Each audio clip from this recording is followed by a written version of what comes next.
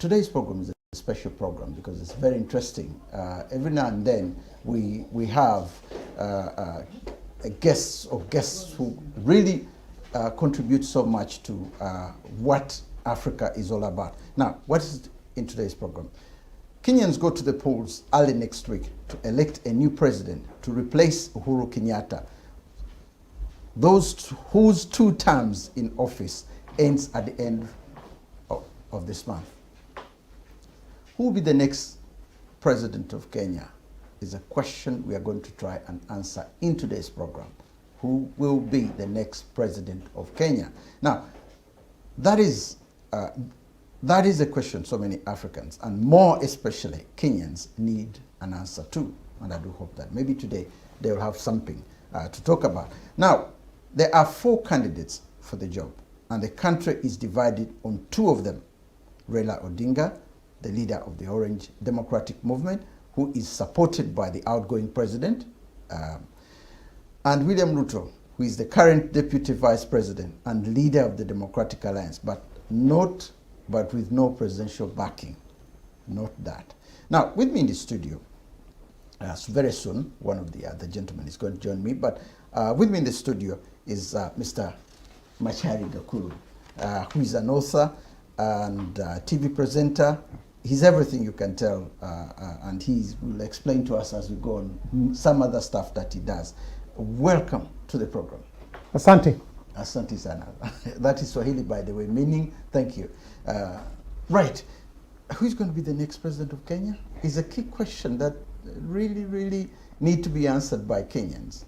Yes, we already know from all indications it will be Raila Odinga. You all know. I think it's very clear from our many years of working and doing politics in Kenya.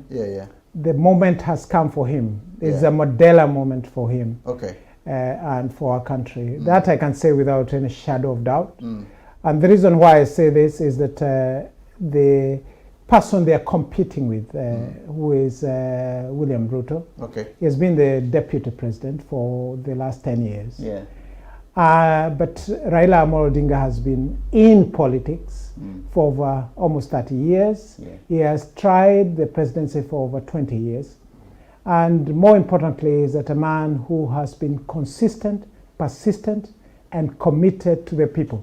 But this Ruto has been a vice president. He has been a vice president. And he's been in politics also for a very long time. He has might not be in a power politics where he's holding a major office, but he's been vice president of Kenya. He has been, yes. He's been a vice president of Kenya. The rumors stated that somehow he's been bought into politics by the incumbent, Uhuru Kenyatta. And therefore, it's something that we can say in terms of quality and depth of politics, you only feel it from Raila Odinga. And I'm not saying that without giving credit to Ruto in his own sense, because he is also very good at what he does. He has been doing it with Uhuru Kenyatta. They have won 2 elections. But the person who stands out to every end of the nation, who everybody knows, and their lips are full of him, especially when he somehow got his vice president, a lady, Martha Karua. I think that changed the dynamics of how we saw him and how Kenyans saw him. And but subsequently, the weight of a Mama and Baba ticket, no one can defeat it. No, people are looking at continuity. They're saying, he's already been in government, and the continuity of him and the campaigns that he has done will make him, it's like he has never been in power. He's joining power for the first time. He was a minister, a prime minister at some point, long time. But the continuity which most Kenyans are looking at are thinking, why can't we have the continuity? Why should we have the change? And that change could affect us. Don't you see that way? The only person who knows... Some people might reason like that. The only person who knows continuity is Uhuru Kenyatta. He knows the sense of continuity. Yeah. He knows the beginning of the dream and where they want to take Kenya. And it started with Mwai Kibaki. Okay. And in those years, as it has gone in the process of time, Odinga has caught the vision of the nation. Ruto hasn't.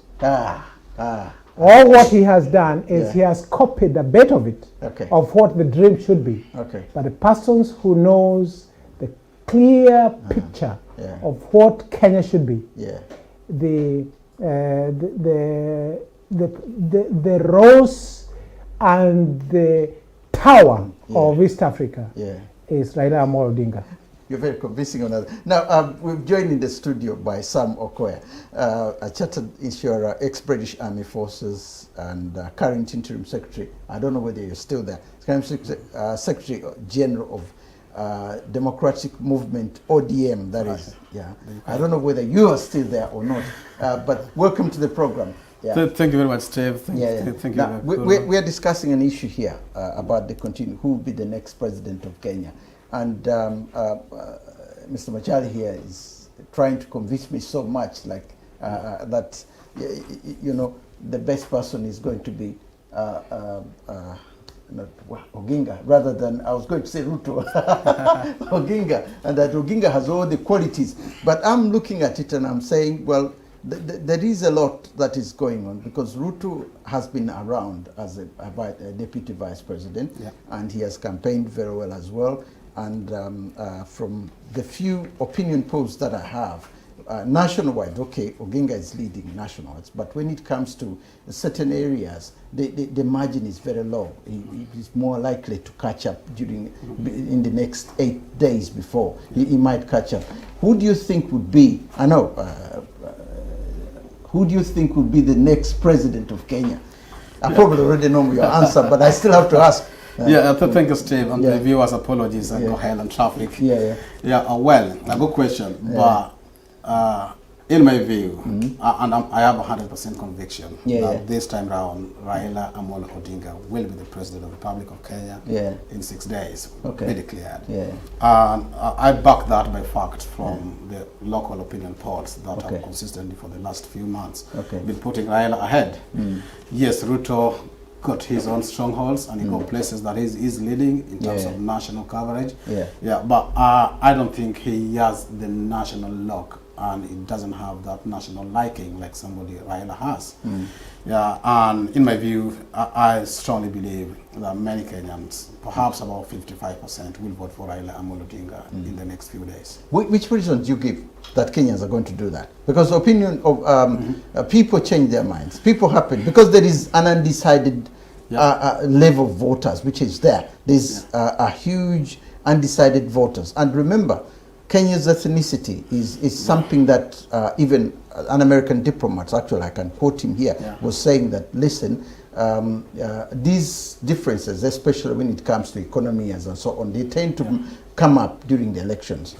Yes, you are very right, and that diplomat is 100% correct. Kenyan politics is kind of guided by, number one, the ethnicity, where you come from. Is our man on the ballot? Is our man part of the people on the table who are deciding for the future of the country? And at the moment, I think the two largest communities are together, and that is the Luo community, where I come from, part of that, and the Kikuyu community, and I guess where my brother Gakuru comes from.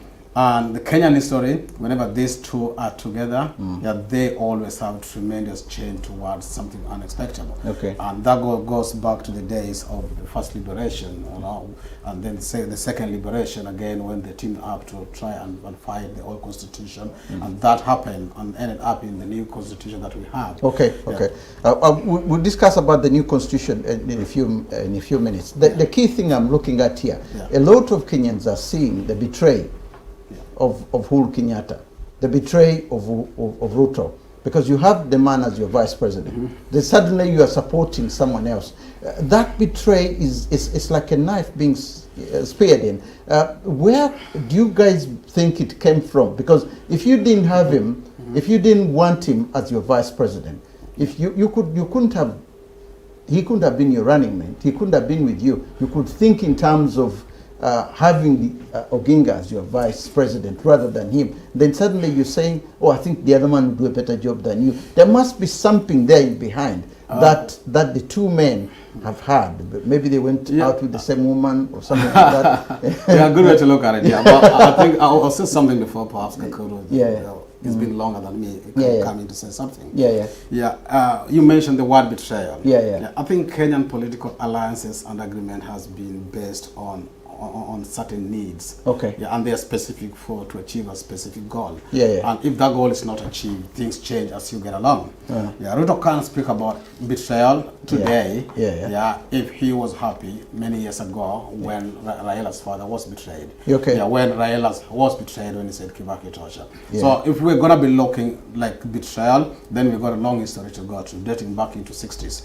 Kenyans, I think at the moment, doesn't want to go back that line. We are looking at somebody based on qualities. What can you bring on the table? How can you change the lives of the people? Recently people had like the food stuff, the cost of living was like skyrocketed. And many people couldn't afford basic needs. The government had to inject some subsidies to reduce the cost of living and price of hunger. That's how they call it in Kenya, the maize flour. So it's a good point to have behind your mind about the political betrayal, but it is not the only. It is not the only thing that will make people vote for somebody to avoid betrayal in the future. Ruto himself has betrayed so many people. And it's alleged that his betrayal could be even worse because it could lead to fatalities. I don't want to get into that end. But it's something that has happened over and over during political period in Kenya. We've also seen even the NASA, before NASA we had CORD. These are coalitions that tried to take out Uhuru and take out Ruto 2013 and 2017 respectively, the CORD and NASA. So the betrayal element is there, but it is not the only thing that Kenyans are looking at. Kenya, I think, have got that kind of thick skin that, okay, once it is done, we move on. Now, I just want to bring Gakuru in. What do you think? How does it look like when it comes to that sort of? Could I have something to say? In a minute. To wipe myself. I'm sweating. It's pushing this man in. I think from what you're saying, as Gakuru is preparing to get himself sorted out, I've looked at this from the various angles, and all the angles seem to the fact that people seems to be disturbing each other in the back. And on top of that, it's like somebody else was also saying that, listen, we've seen the Kenyan politics. Discussions have gone to such a way that people are saying, oh, is this leadership going to be for it is the time for the Jaluos now to rule, and is it going to be is this leadership going to be for Kikuyus and Kalenjinis? Because Ruto being a Kalenjini, is this going to be for or are we going to have any other tribe ruling Kenya? So it goes to such a way that it's gone to such a level, which again brings in ethnicity. But I want to bring in Gakuru now. What sort of level, when you look at it from that angle, we've talked about the betrayal. We have talked about what other people are thinking in terms of experience and so on. And people are looking at it from that angle rather than the angle of the fact that he's being betrayed by the very man who he has worked with over the years. The man who now believes he won't be, there could be something else other than just that. Is there something else politically that we don't understand? Look, when we look at Kenyan politics, you've got to understand, and ethnicity is a big issue for us. It is. It's a big one. It's the biggest. But it's not even only in Kenya. It's generally how it is in Africa. It doesn't really just matter. Now, the point is, this time round, ethnicity is a secondary issue. As far as I see it, as far we see generally, the Kikuyus are with Luos, the Kikuyus are with Kalenjins, the Maasais are with all of us, and the Somalis. Everybody is around. So Kenyan politics is now so integrated in terms of how it should be. And therefore, we have one country that is totally different from what it was a long time ago. Yeah. In terms of what we are expecting to happen, which my colleague has already mentioned to you, we are excited to see Raila Odinga becoming the president. I think that's the point that I really want to hammer home. Because this is one man we have stood with for many years. And the fact that moment has come, I can clearly tell you, persistence works. Yeah, it would work, like in Malawi. Now, the other two candidates, David Mwauli Waniga, and of the Angona Party, who is a church minister. Yes. Yeah, and then, of course, George Koya, the Roots Party. How do you see these people's, are they jokes or something? How do you see them? Because nobody's really talking about them. One of them is even talking about legalizing drugs and even having, selling it on the market so that gives in more economy. Kenya has a lot of marijuana, and he has come up with there could be a tax there for all. Some people are listening to them, and another thing is of course they have brought in women as an issue. Could this be a major issue? And these are 2 points in one. Could this be a major winner? But that is probably putting Ruto down of not having a woman as a running mate. Steve, every election time in Kenya, we don't have those other type of candidates. They turn up. In 2013 we had Mulindwa. In 2017 we had Third Way Alliance, Uhuru Kenyatta. And right now we're having Wajakoya. So it is good, and it actually shows the world that Kenya is maturing in politics. And people can present their credentials and then leave to the wider populace to elect them or not to elect them. The two you mentioned, the Wajakoya, I can say is the only person that could have maybe 1%. A bit of a bit of 1%. This is basically how he's trying to sell himself. Kenya got that constituency of people who look themselves as like the hardcore. Those who likes to do what they do, how they do it, and they get away with it.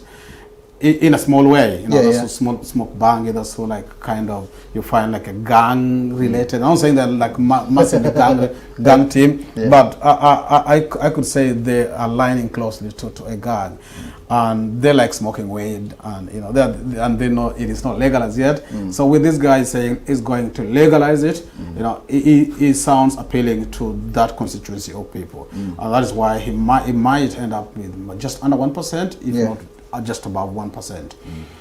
If the results or whatever is going to get Wajakoya and the other guy, Maina, at the moment is irrelevant and got minimal impact at all. Kenyans have made up their minds, and there are two people in the ballot. Like in Kenya, they say, for us in Wawili, the horses are only two, the rest are donkeys. In the rest, Look, Kenyan politics is interesting. The two other candidates, Agano Party and Wajakoya's Roots Party, they are a color of what Kenya represents. Yes. Kenya is dynamic. It's got people with abilities from different angles. There are people with crazy ideas like Wajakoya. But again, they represent the bigger picture of what makes Kenya. Sometimes we think we are very Christian, and that's why we have the Agano Party coming in. But in essence, we are truly not. Because if all Christians were to follow Agano Party, then at least we would say that we are Christians. Again, we are not very much into what Wajakoya is preaching to us about. The roots medicine of what? Of snake. Of bangi. Bangi, marijuana. Or cannabis sativa. We're not still also a part of that. But the two candidates adds color to Kenya. It makes Kenyans to think widely. It makes people to think outside the box, and that's what the two other candidates are presenting. And the leader Raila and Ruto presents what we call status quo. Okay. In many ways. Yeah. But again, that encourages the future generation that actually you don't have to be mainstream to be in politics. Okay. You can come with the different ideas outside the box and present them to the electorate. It's up to them to find out what actually they need and want for the country. Okay. But it's a very, very good thing that has happened there. Okay. We want more people with more ideas. They're trying to solve a Kenyan problem. Yeah. And this problem cannot be solved with old ideas. Okay. So people have to be brought in, like Wajakoya, who is very, very well educated, has been in London and learned a lot from here and then went to US, several degrees. Okay. His intellectual capacity is bringing it out in Kanebe Sativa. The problem is when people look at him, he doesn't sound serious in what he's saying. To him, it's like he went into politics as a What joke. is being serious? No, saying serious is that when you have people following you who are, you have a followers, you have people who are planning to put as ministers who everybody can respect. You have ideas. These things are very relative. You have Steve. ideas. No, they are. Because these things are very relative. If your what is serious to you might not be serious to me. If your manifesto has marijuana in as a tax thing, if your manifesto has religion, I mean, at the end of the day, when I look at it, I'll say, how you put your case through. Yeah. It doesn't really matter. It's how do you convince people to give you votes. Yeah. Now everybody talks about Wajakoya. He actually didn't stand in to become the president. Next time you see him in the coming elections, he'll be in a suit and a tie. Very mainstream as anybody else. But now everybody knows about him. Yeah. So he was making an impact for himself. Yeah, but and making people to know him. Yeah. Talked about him. Bring a subject that everybody don't want to taboo in many ways. It's a selling point. It's a selling point. Absolutely. Now, very clever. Yeah. I want to look at Uhuru Kenyatta's legacy, because when we look at it, he came in with a lot of things, with a lot of promises that he was going to solve the corruption issues, the education issue, the unemployment, youth unemployment. When you look at the manifesto he brought in, the first 5 years, we were on a good road. The next 5 years after his election, things started going the other way around, and things haven't been that very good. Now, if you both as Kenyans look at his legacy, what are the main achievements and what are his failures? Oh, well, Uhuru has done tremendously well. Yeah. He might not have achieved everything he wanted to achieve, especially in the second term, where he had a lot of a strained relationship with his deputy president. But if you look back to the first term when they started, they did a lot in terms of development. That's where they started a lot of projects. Unfortunately, again, during that first term is when a lot of corruption scandals were reported. Things like the dams. And as a sitting president and somebody who wanted another term, I think he was clever enough to stick with his deputy president until the next election is over. Second term, in my view, also he did relatively well. We are seeing him opening, as late as today, opening like railway stations in Kisumu. We've seen him. We've seen the projects that he initiated that are supporting the youth through the government channels rolling out. We see like the NYS still employing people and bringing in youth from the villages to give them job and train them. We're seeing the TVET, these are technical and vocational training colleges. These are built in a lot of constituencies across the country. So where I sit, I give him a lot of credit in doing that. And I want somebody who will improve on what is done, who will take what is done to the next level and bring meaningful change to Kenyans. And that person of the mind, based on his experience and what he has done for the nation, is Raila Odinga. I can't find anybody else. Ruto would have been a good alternative if maybe his appetite for public things was a little bit reduced. But where I sit, maybe Gakuru can correct me or can say something different to what I say. I think he is not patriotic enough. He doesn't have the patriotic consciousness of loving your country and doing the right thing for the country, for the future generation. They keep claiming that a lot of things started when they were in power, and the effects are being seen down. And things like Galana Kulalo in terms of agriculture. This was a pilot, was supposed to be like a pilot plantation of maize flour in a large land in Kenya. But Ruto was part of the ministry then, the agriculture minister, when that concept was put down in paper. He was agriculture minister. And when it started to be implemented during the first term in government, he, with his team, obviously, he had agriculture ministry under his docket. They messed up everything.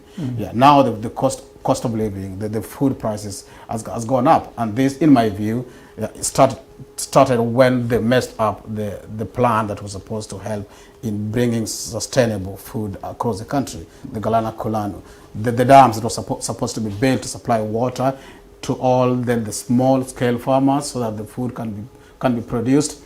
All the money went missing, and it can't be asked. So, and I give a lot of credit for Uhuru Kenyatta for having started all those projects. And in my view, he got sabotaged by somebody who he believed was his principal assistant. For me, Uhuru Kenyatta has two credits. This is his legacy. Number one, bringing peace between him and Raila Odinga and Ruto. Ruto. The first connection that they formed the Jubilee government, because that was a huge plus in the sense of peace in Kenya. Number two, giving a handshake to Raila Odinga. If he doesn't do anything else, those two things are enough to enable Kenyans to have the peace in the country, for them to go out. Because again, leaders have their purpose.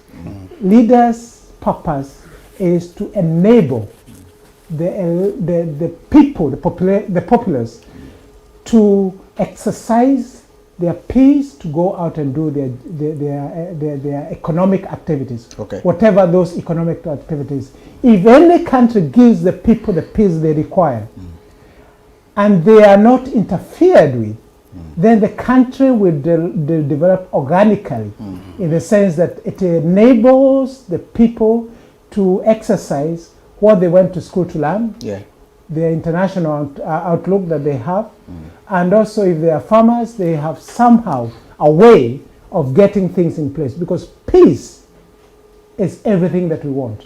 Now something else here, which he promised to do right at the beginning of his everything else in infrastructure bonus. You're saying that there is a much inequality between rich Kenyans and poor Kenyans.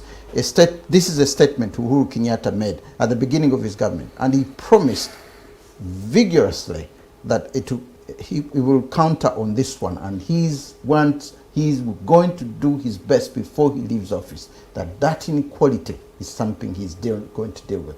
But it's something that he has failed to do. That inequality still exists, and the margin is even going wider. Huge. And it's not only in our country. It's all over the world. Even in this country as we speak today, some people may not afford to pay for their electric or their gas. Now the winter is coming. We had COVID. They struck for 2 years. If you had 10% growth, it was slashed to 0 or negative. That is one thing that came into play. Now we have something that affects the whole world. Ukraine. The Russian oil, the Russian gas, whether they were taking it in Europe and other places, it's still going to affect the world. Affects in one way or another. Africa in many ways. I know. And therefore, these things, Uhuru Kenyatta had no control over them. Nor did anyone in Europe have any control, in quotes, in what they were supposed to do. And that's why I told you, the greatest thing that Kenyatta did in his time was to give us peace. Because that peace enables people to move and make things to happen. Now, and mystify the issue of politics. Because now Luos and Kikuyus are not fighting, Kalejins and Kikuyus are not fighting, other tribes are not fighting. And in the process of that, got peace. and a nice country that is developing.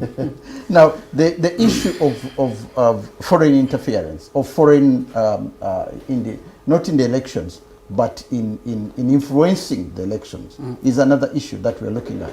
What the British and Americans and other people talk about is part of the, say for example, if it's 100%, the 20% influence of the white people living in Kenya, and the British government or the American government, there is that influence as well. How do you both see that? Could that have an effect on the government? Because what Ruto tried to do is to even go to Uganda and Kenya, sorry, and Tanzania, to try and see that the outside influence, which, by the way, Odinga did as well. He traveled to Uganda as well. So they all see that the outside influence of other African countries has an impact on the Kenyan elections. Do you both see that as an issue as well? It doesn't. It's not. It doesn't have a massive impact because the final word rests with people who are going to vote. Of course. Of course. And if we have a credible election, free and fair, and everything is extremely transparent, that can be verified and audited, then I don't think the political influence of people outside or external factors would really have a big impact on Kenyan elections. So, in my view, yes, I know we got a good population of maybe the diplomats, expatriates, or foreign nationals living in Kenya. But that constituency, I don't think they are entitled to vote. They don't have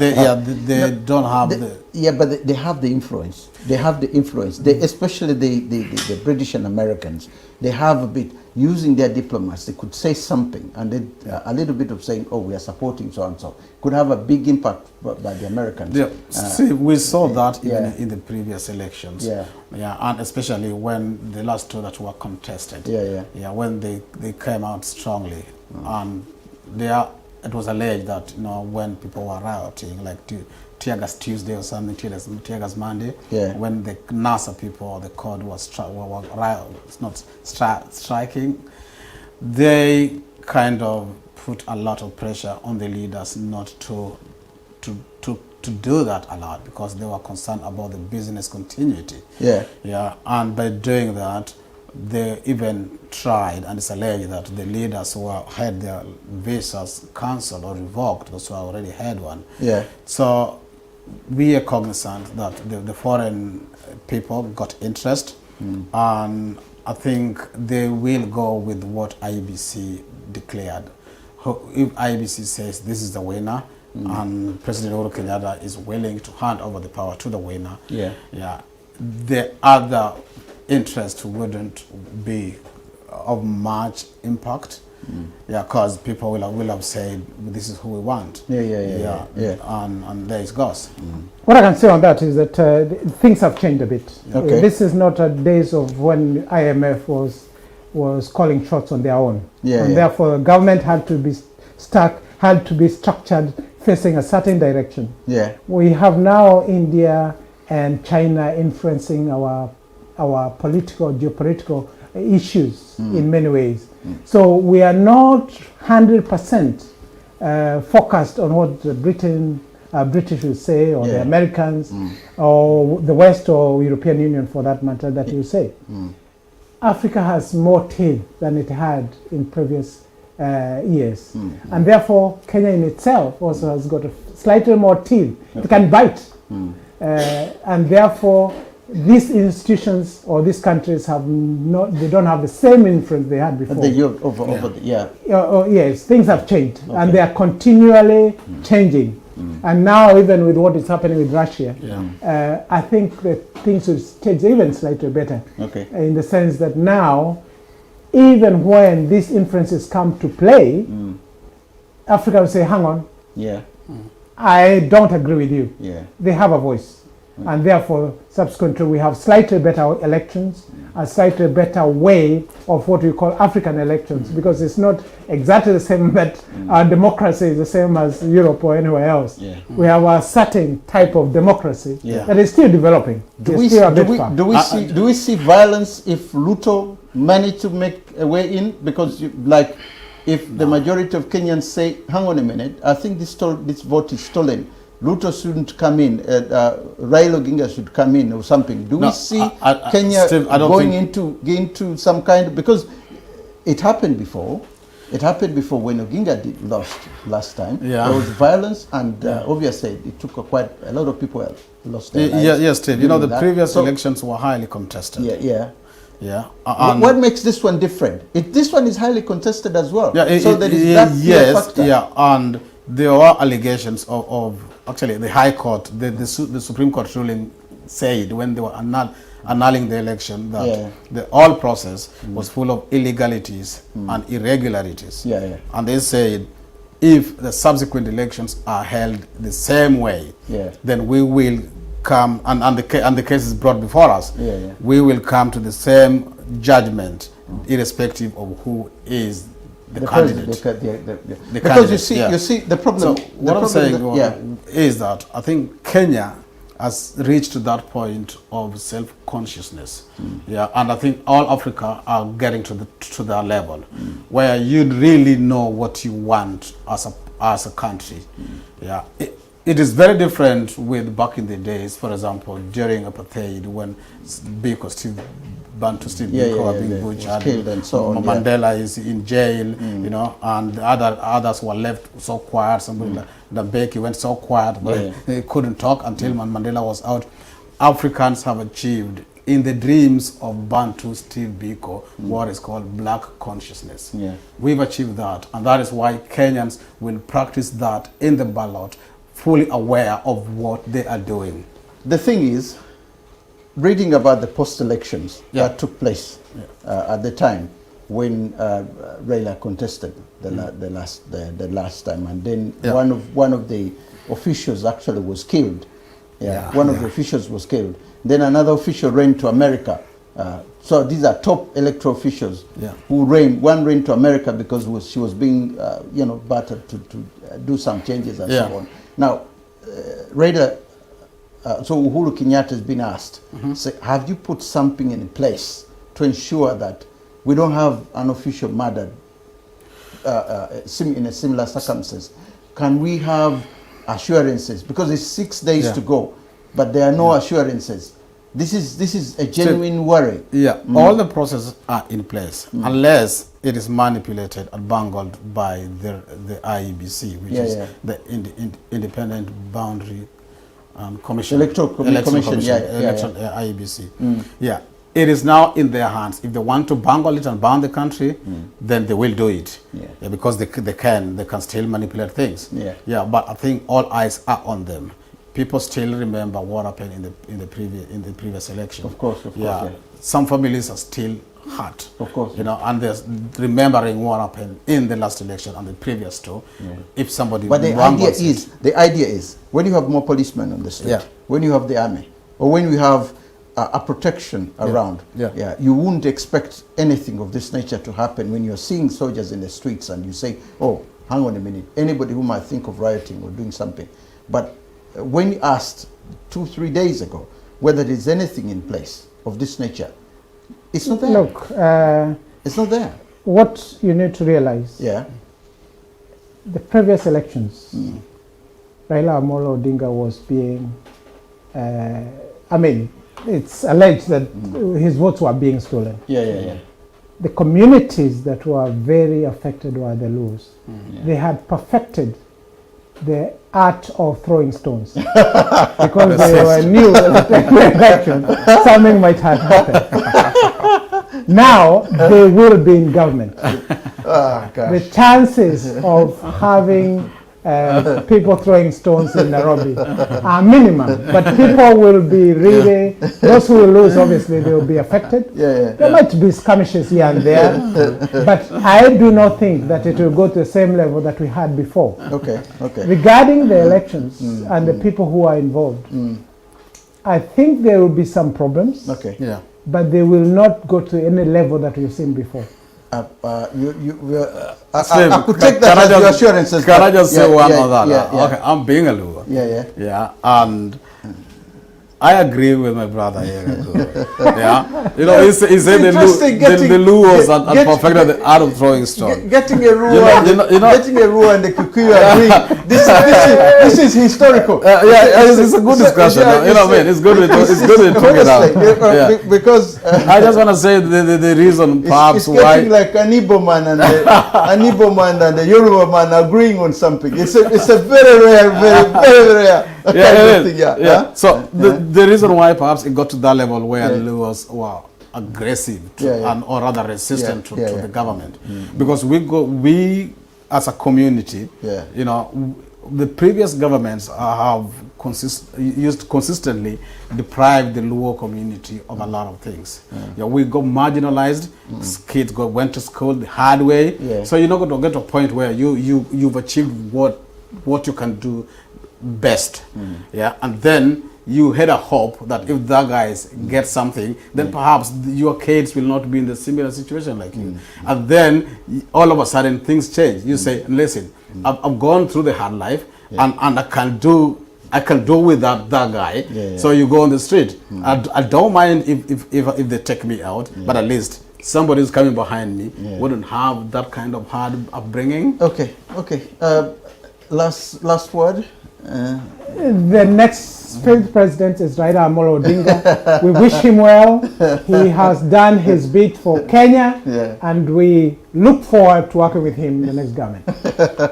And thank you for bringing Mother Karua into play. I got last one. And I'm calling on you Kenyans in diaspora and wherever you are back home.